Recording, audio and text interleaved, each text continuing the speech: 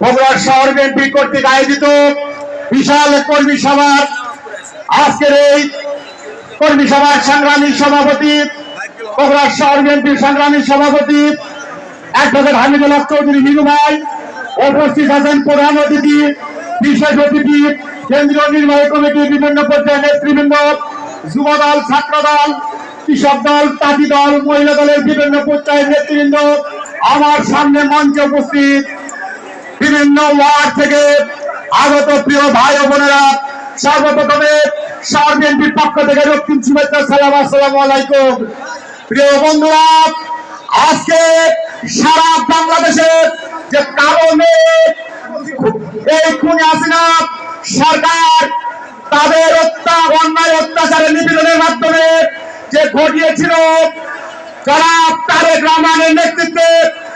আজকে সারা বাংলাদেশে তিনি বিভিন্ন জেলায় জেলায়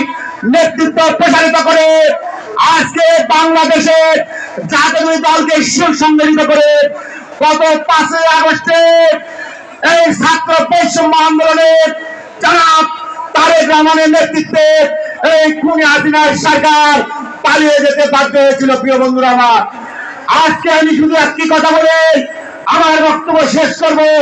বক্তব্য দেবেন প্রধান অতিথি, বিশেষ অতিথিরা। আপনার আমার নেতা জনাব তারেক রহমান কি বলেছে, সে কি বলেছে, সংগ্রামী নেতৃবৃন্দ, বাংলাদেশ জাতীয়তাবাদী স্বেচ্ছাসেবক দল বগুড়া জেলা শাখার সংগ্রামী সভাপতি, সাবেক ছাত্র নেতা সরকার মুকুল, সাধারণ সম্পাদক রকিবুল ইসলাম শুভ